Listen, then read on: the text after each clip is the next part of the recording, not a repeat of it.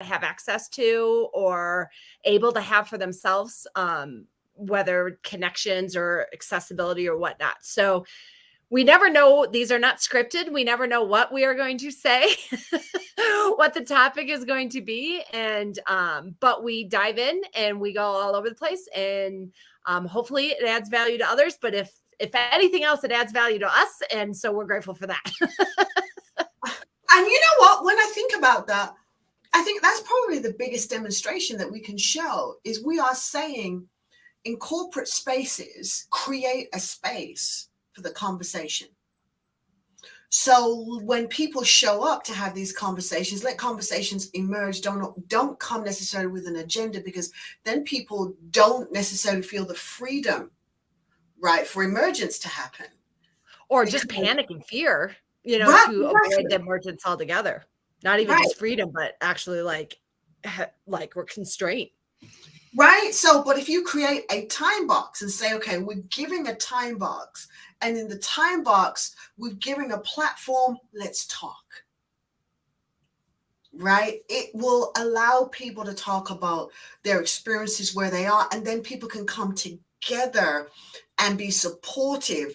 And because you've got a lot of the right people in the room, people who can make changes in the organization, people who can change policies in an organization. And when things come up, it can hit their backlog of, you know what, we never looked at it this way. You know what, we never considered that. Wow, let's go and look at it. Even if we've had it established for years, that's not an excuse that this can't change. Yeah, that's the power of wisdom of the crowd, right? That's the power of that diversity, engaging in all the voices, because that's when you start to really see where your blind spots and your biases might be. Exactly. And I have one to hold my hand up to. Okay, what happened? Okay, so today on Women in Agile, right? We were talking about women, obviously, because it was Women in Agile. But we're talking about women in our technology space and in our Agile space, right? And what are we doing to really further the agenda of women being more included, etc. And there was somebody I had personally met before, but I met her in this forum. Oh, Lord, don't let me do this to your name. I'm so sorry. Oh, I'm so sorry. Oh, Lord, I'm so sorry. I'm sorry. I'm apologizing ahead of time because I'm probably messing up the name. I think it was Me Too was her name. I think so. But she works with Exebia. Okay. And she brought a different frame. That was just powerful. For me, it was like, right? And she said a lot of times when we sit down as women, the voice we end up having when we're going women to women is an adversarial voice. When you have another woman who you're talking to, because often when that woman is your leader or your manager, they come across critical. And how about reframing it to not see them as critical, but instead say, they're probably doing this because they want me to be good. And they had to experience this. So they're trying to harden me. So let me ask them instead, in this situation, if you were having this experience, how would you respond and what would you do? And I loved it. I was like, that's the best flipping reframe I have heard in a long time. And I wouldn't have thought about it because earlier I had been in a conversation where people were talking a lot of times when women come behind women, they described it really nice. There's a nipping that happens.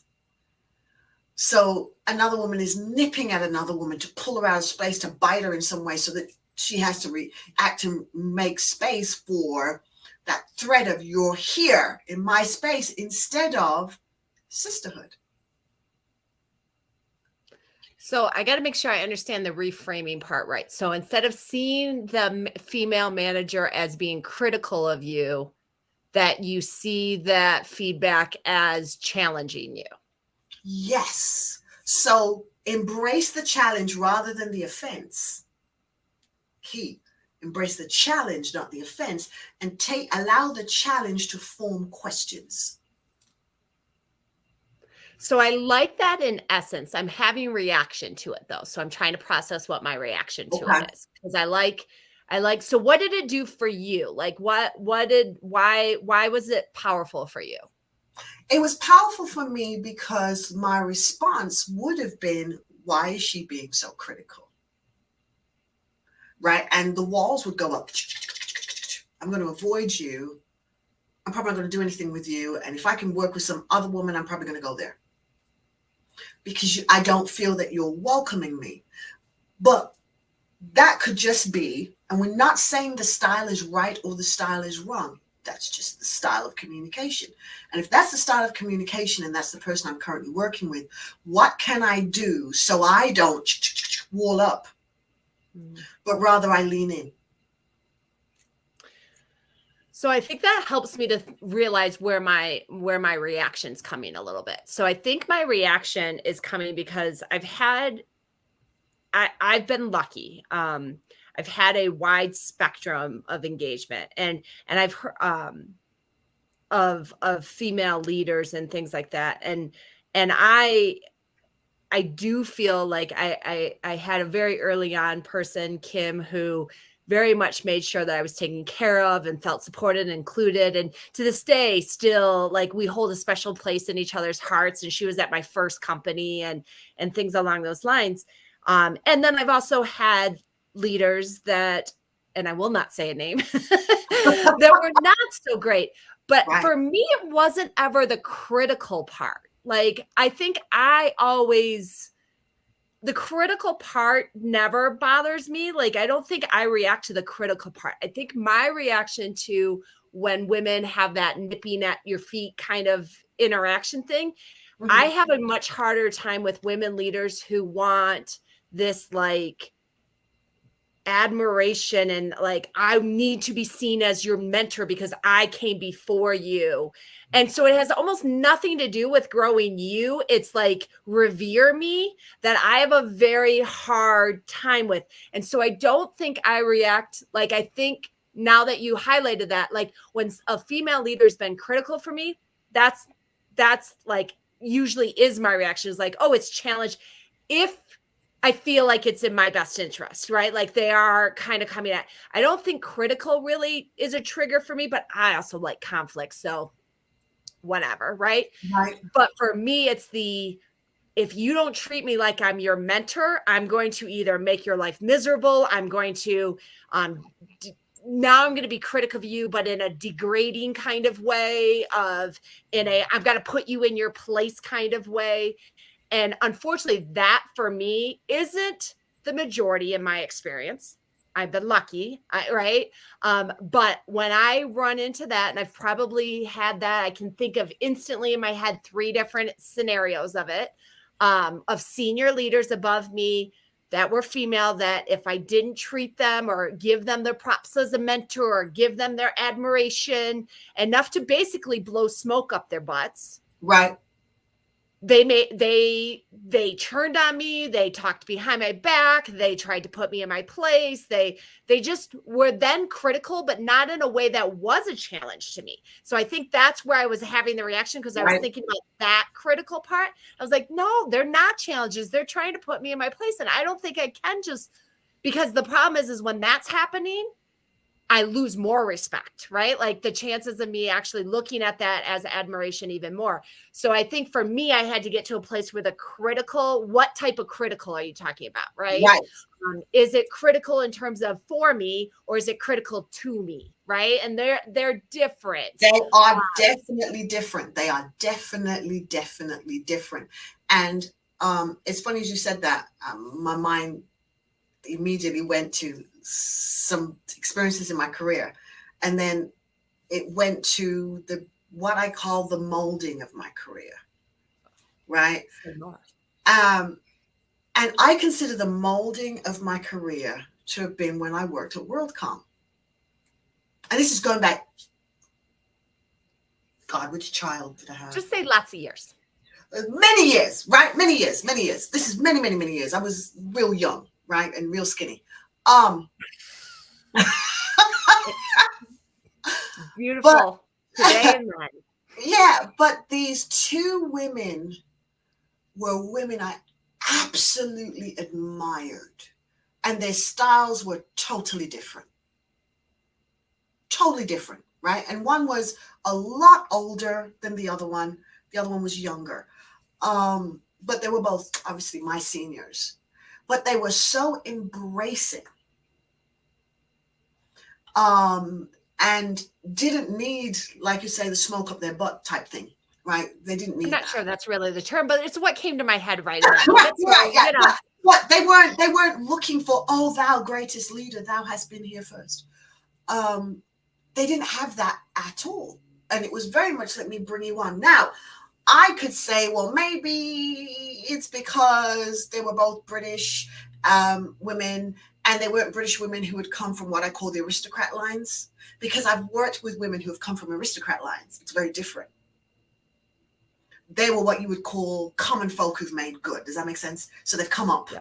right? And when I think about working with the aristocrats that I have done in my past, because I've done that too, they're very different. And there was instantaneous judgment and distance and snobbery. Instantaneous. Because the minute you opened your mouth, they were able to determine your station in life or the schooling you'd had.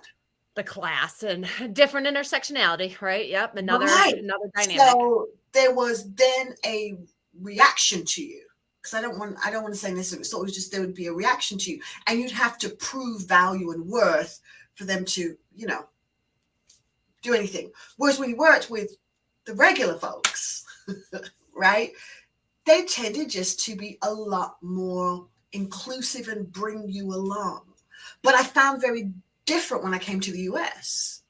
That wasn't the norm. There isn't the bring along. I did experience way more of the snip until I got into agile spaces, which is why I love the word of agile so much, because they felt so much more inclusive. And I loved that. And it felt like community, and it felt like network, and it felt beautiful. It was this wonderful haven that I discovered.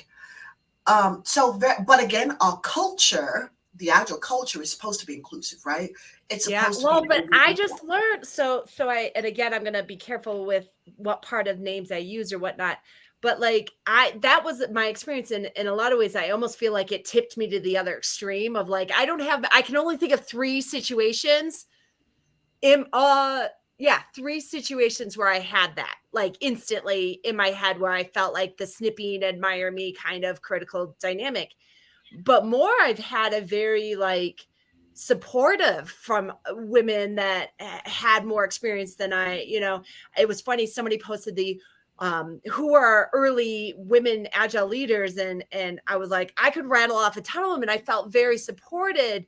Linda Rising, Esther Derby, Linda Cook, Pat Reed, Pollyanna Pixton, Lisa Adkins, Diana Larson, Deb Pruce. There was a number, Rebecca Wiersbrock, Gabrielle Benfield. There were a lot of early, Jean Tabeka was amazing, right? Yeah. There was a lot of early women that were very inclusive and supportive. And in my experience, that was the world. Lisa Crispin, very supportive for me and helped me learn, challenged me, in all different flavors and vibes. And I recently, this year, went to a conference, and I was talking with somebody that had not been around the industry as long as I had been, but I wouldn't have said newbie by any means, has an established kind of dynamic. And I ended up learning how she did not get the same kind of reaction and support that I had experienced. So a little bit of that was a bias for me. I was no, the agile community is very supportive and lifted up. And I didn't really experience my first agile snipping kind of moment until 2016, 17 timeframe. That was the first time I had experienced it in the agile community, where I had somebody that just was making me feel like I needed to bow down, and until I did, I was going to be a problem, right? And things like that. But I had not experienced that before. And yet here I was talking to somebody this year about her journey through the agile community and that not experiencing that same thing. And it was very much no, this is what happens in the agile community. Oh, it does not. And I was like, oh, okay. Cause it was like the same people. And I think I literally just had shock in my face. And then I felt, a weird sense of not guilt per se, but just like I kind of assumed you were getting that from people. And so maybe I should have done more, or I could have done more. And granted, I know that I've done a lot with different situations. And so it's not like I'm carrying that weight on my back, but I did have a bias and assumption that in the agile community, there was no snippy, right? Like there was no, this is inclusive environment. And that had been my experience until just a few years ago, 16, 17 timeframe. And I only have experienced it once. After that, I've never had really this issue since then. But then I talk with other people and that's not the experience they've had. And so that makes me sad, but also shows me I had an assumed bias of our community and how we're supporting each other in it. Yeah. And I think now, one of the things that's hit me really strong is I think I need to do more for women. Now, I would have said in my 20s and 30s, I was all about rah, rah, rah, woman empowerment, empower women, make women stronger. We need to be better. And I think maybe why I leaned into it so much during that time was because there was the struggle for me that was real about trying to climb corporate ladders and, be recognized and having to deal with children, take care of children, and biases against me because I had children and all that kind of stuff. So I think that's why I leaned into it so much more. But I realized as I got older and I no longer had those things and, then had my own company, so I didn't have to think about things like that. It's almost like I leaned back from that. And it wasn't intentionally leading that, but I just did because it was, I guess, no longer top of mind. What became top of mind now was the things about diversity, the other signs of diversity, and the thing about the BIPOC community. That became more because, oh my gosh, wow, this is really a real experience. So I leaned into that. And now when we have talked obviously about intersectionality, right? Because we talked about it. Now I'm realizing, oh my gosh, okay, I've really got to bring these things together. Right? So it needs to be brought together because there is still not enough traction. And I didn't realize there was not enough traction until I was doing an interview. I think it was with Hans. And I said, we are still behind the ball, although the ball is moving. And when I heard myself say it, I was like, ooh, what the heck am I doing with the ball? What am I doing to push the ball? I'm not doing anything about the ball. And that kind of hit me. And I was like, ooh, you slacking girl. Come on. You know what I mean? I'm like, yeah, this situation of being out of the world for 2 years, not good. Let's get back with the program. There's a lot of work to do. Yes, but also you needed that time too, so that you could have the strength. So like I said, so I can come back with all this energy and etc. But there's still so much to do. There's so much to do to create spaces for women to be able to grow and thrive and still have a personal life.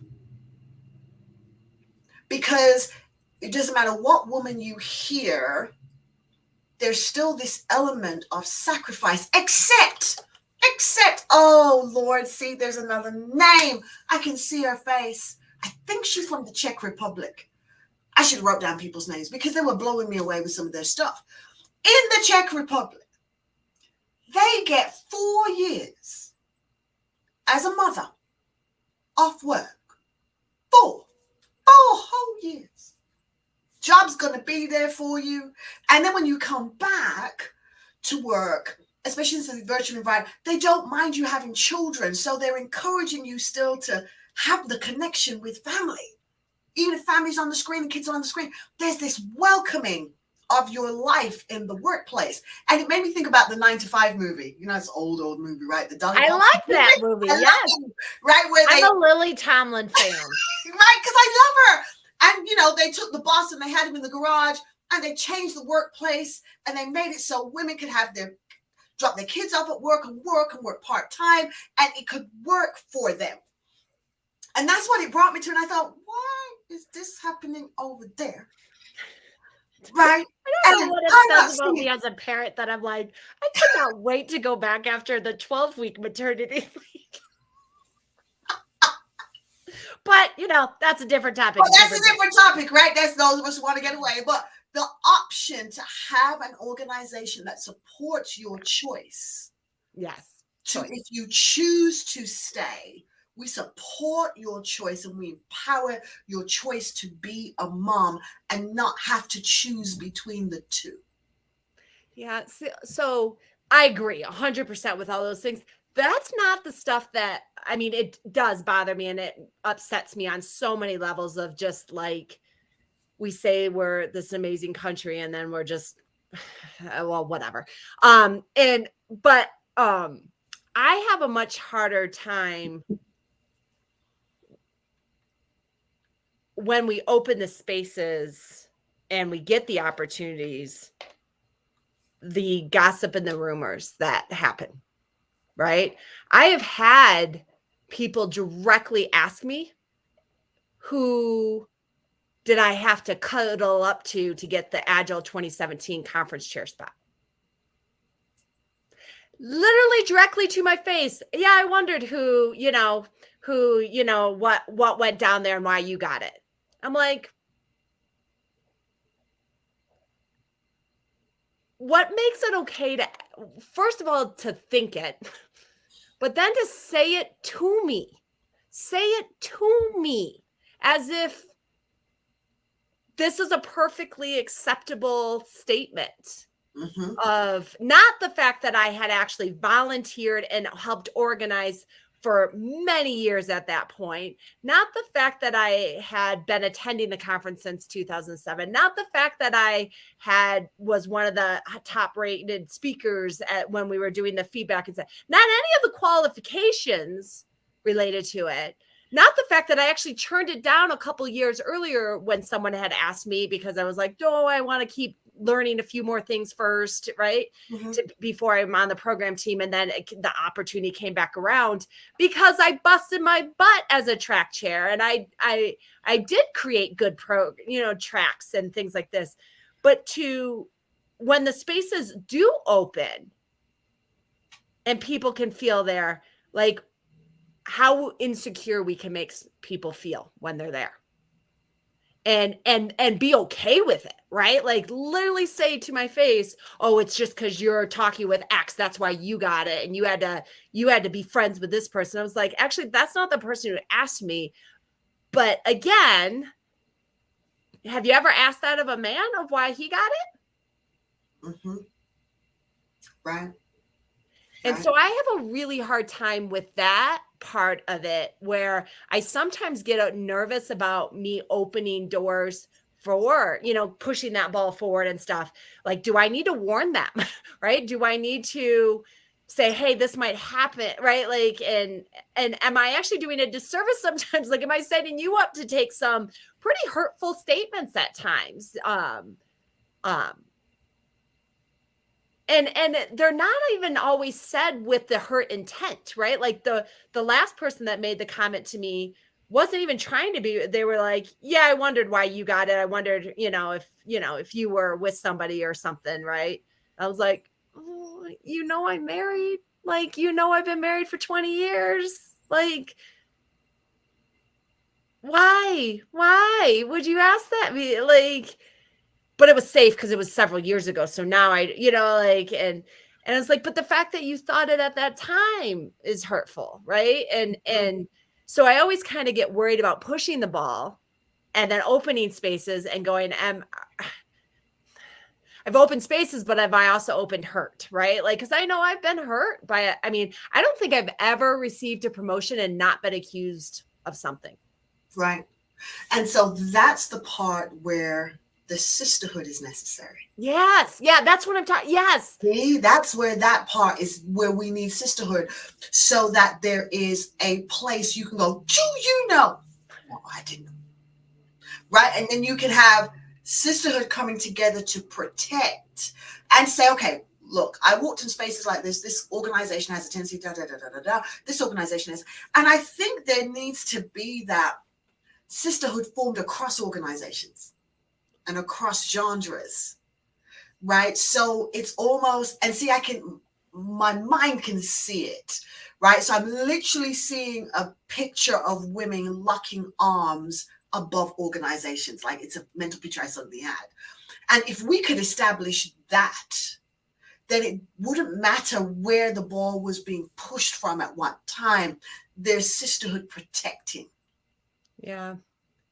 And maybe that's, because there are small networks that exist, like a little niche over here and maybe a little niche here. But I don't think there's a blanket almost available. And I feel like sometimes there needs to be of other women who can catch other women.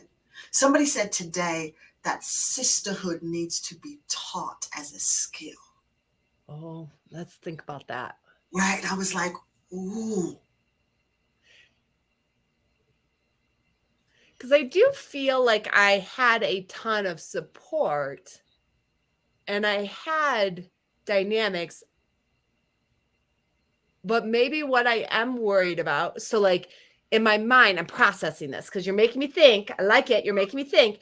So like in my mind, I'm personally just tired of it. Like I'm tired of the insinuations that, like the commentary. And oftentimes it's by people that are just doing crappy things themselves. So they project it onto other people, right? But I think I have had support in the sisterhood, right? Like, and maybe why my fear is when I'm opening the space for others is I don't know if they have the support and I know what might happen, right? I know what commentary might go down or sentiments or whether to their face or not. I do tend to have something written on my forehead, invisible, that just says, please tell me something that's rude and inappropriate. Just say it to my face. Like apparently I somehow have that message beacon that sends out that other people, get it more behind their back with it. And people just tell me directly to it. But maybe my issue isn't so much my fear of it happening, but my fear of them not having the support, because I knew how much I needed the support when I was having someone say, oh, she's the director of development. Who she, she slept with X. It is like, what?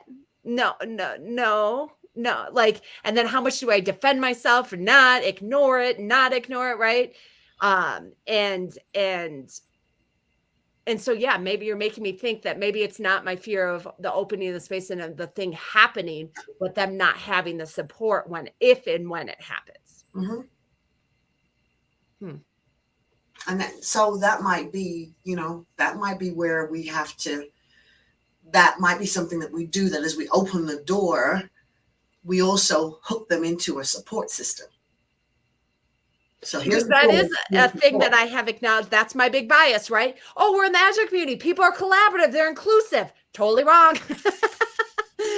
Like, not the case for many intersectionalities, not just women, that I ended up having to realize. Yep. Huh. Interesting, right? Teaching the skill of sisterhood. That's yes. Yeah. And let me tell you one more that was so freaky deaky for me about that is I had a program that I developed called Woman to Woman, a coaching program called Woman to Woman. I developed it back in 2016. 2017, I developed the program. And it was about teaching women how to be secure enough in themselves so they could network and form sisterhoods with women. So then the power of sisterhood could be real. And different things happened that I just never really, I never really promoted it, so I never really got to do it. But I designed this whole program because I felt women needed, and I called it Woman to Woman. Women needed to come together as woman to woman and form sisterhood. I just believed in it so much. And when I heard that today, I was like, okay, a skill. I've never heard anybody else say that. but teach it because you think it's almost something organic. But for some people, it's not, because their experiences with women haven't been that way. Or sometimes, people have been in a career space where there were no other women ever.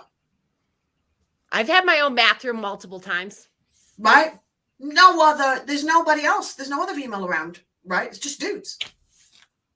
So that's a whole different experience for somebody to talk to you about sisterhood, because what you've always had to do in those spaces where you're the only female is, one, you either acquiesce and take on male-like traits to be one of the boys,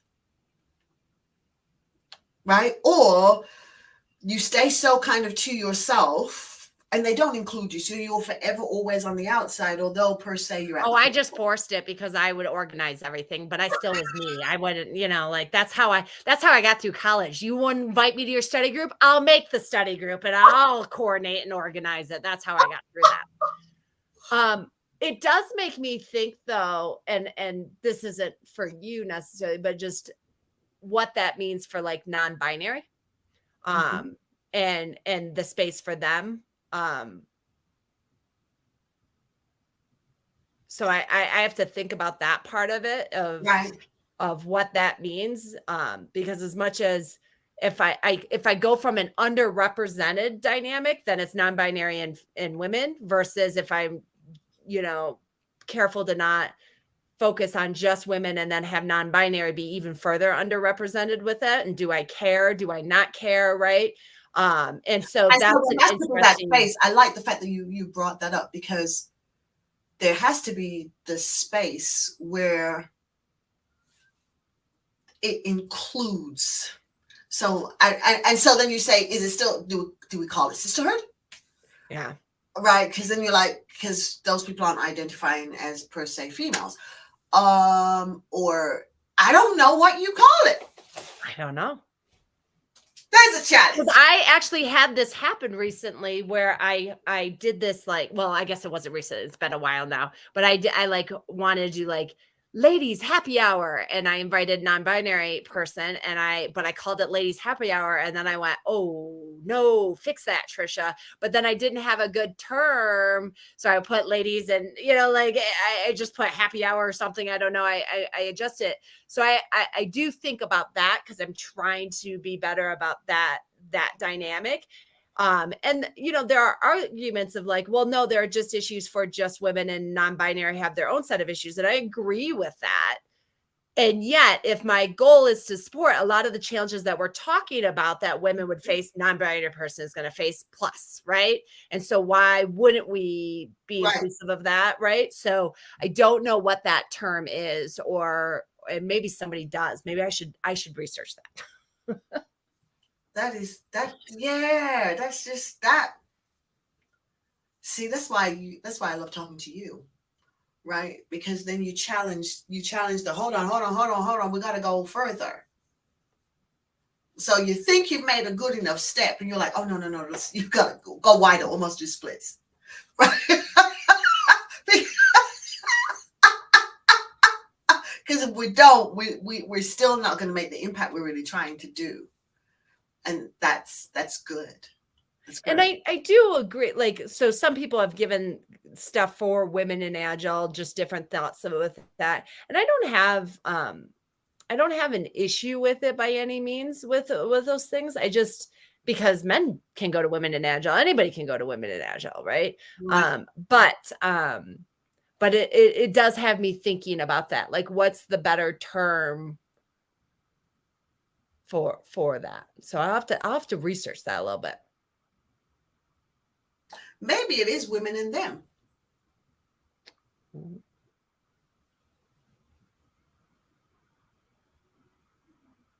Maybe it's what's the alternative for sisterhood though? Yeah, we have research to do. I know it's getting homework today, Trish. We have learning to do. Okay. Yeah, we do. Yeah, we do. Wow. Yep. Yeah. Yeah, we do. Let's go. Sure. The term. So this is a term that I just saw. I don't know if it's legit or not, but that's the Okay. term I just saw. SXSTER. SXXT. No, SXSTER. Oh. But SS. I don't know if that's like that is a quick Google search. So that might, because you can find anything on Google, but it doesn't mean it's legit. So Right. that is just the initial quickest thing. I'm gonna type it so that people can see that, because I think that would be really, really good. So yeah, But it seems to have some play. I don't know, but I'd have to look more to see if that's an accepted term, a supported term, or not. So I might find out that I'm totally. But that was the fastest Google search response one that I got. I like that. Well, we'll put it out there so people can see. Help us learn. Yeah, help us learn. If we're off, tell us so that we can do this. If you happen to know before we find out, because it's that's interesting. Yeah, I wouldn't have even thought. I'm also seeing this where it's like WOMXN.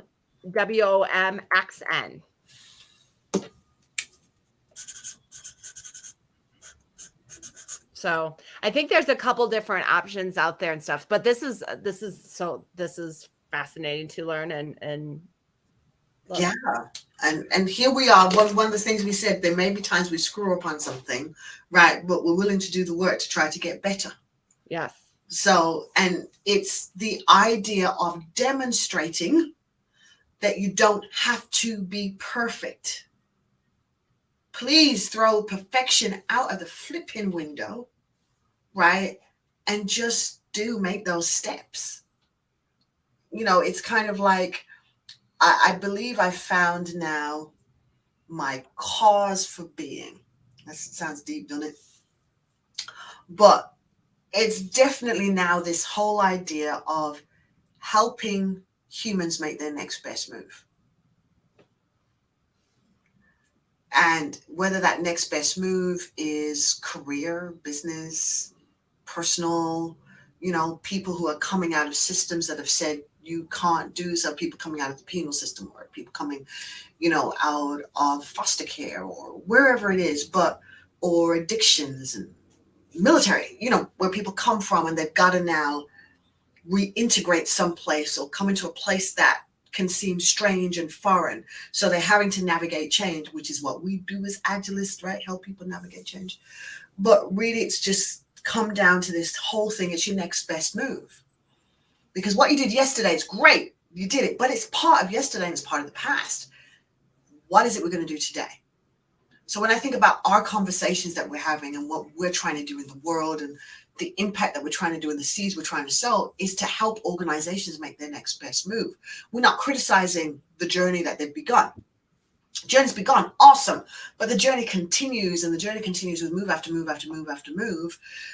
But if they can take on the one thing our agile industry is per se supposed to do, what I always do, right, is that idea of taking the feedback, right? And there was something that came to me the other day, and because I was writing at the time, and I realized that failure, what we call failure, is really just unsolicited feedback. Because I wasn't planning for you and I hadn't asked for you. And now you've just come with this feedback. Didn't want it. In your face. Right. Yeah.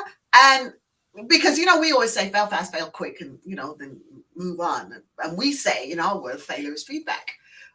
But if people were able to really see that it's feedback, then it wouldn't be a problem. So what is the issue? It's unsolicited feedback.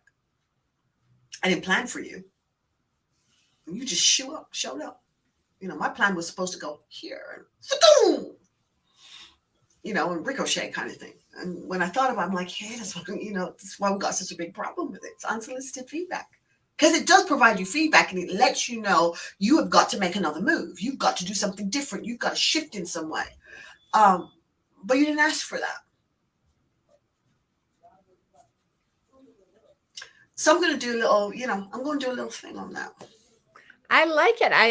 It rings true to everything I know about you.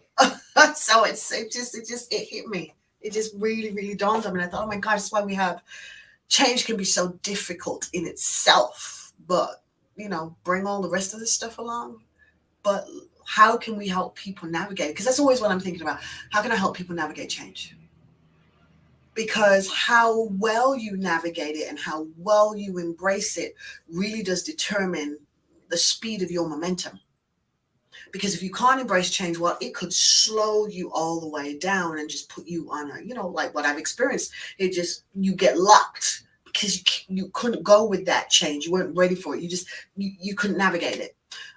But if we can equip organizations to navigate change, individuals to navigate change, and then you bring them all together, the things we're asking them to do, the conversations we're asking them to have, the policies we're asking people to shift, the more inclusivity, the further we're asking people to stretch will become easier if change becomes their ace.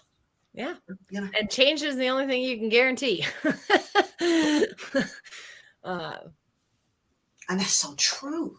It's so true. But yet we're fighting against systems. And the reason we're fighting against the systems is because they're resisting the change that we're asking for. That's what it is. They're resisting the change. The reason we have to make these laws and these policies is because they're resisting the change that everybody's supposed to be included. Everybody's supposed to be respected. Sorry. Here comes the dog. Okay. Come on out. Out. The dog has never been part of the show. This is our COVID dog rescue that we did. He was a lab rescue, and I think he's a cat in a dog's body. he just has strange non-dog-like mannerisms and stuff, and it's just weird. But he's not very good because it was during COVID. He's like, people, and he already had some anxiety. Like he needed to be rescued with another rescue where the family already had a dog. So he's very attached to our other dog. It's a mess. Like he's I think we should have called him Cat because I'm pretty sure he's a cat in a dog's body. I love the way you said it because I think about cats, right? And I think about how they don't really like you around them unless they decide they want to be around you. Correct. This is this dog, and he just stares at you. He doesn't just sit like a normal dog would come by you and sit so that you can pet him. No, he just stands. Right. He's Yeah, that sounds very cat-like. I'm not a cat person. So. Sounds real cat-like. If I want your attention, I will tell you, and I'll come rub on you a little bit. Okay. Yep. Stop. Don't get involved. That was just for me. Now my other rescue doggy, Ami, he's my cuddle muffin. Okay, see. So he's dog-like. Yeah. He's my cuddle muffin. He's my big chunk. So we have totally derailed now at this point. So think about how many people find it easier to discuss certain topics when they have support animals. Oh. So that is another. Come on, we're coming back again. Look at you pull that together. Just the spectrum. Pull that together. That's what they need. They. I also find tequila very helpful, but dog is good too. I don't know that I've heard that there's a spectrum about that yet. Don't mean it won't come up, but it ain't there yet. To each his own. To each his own.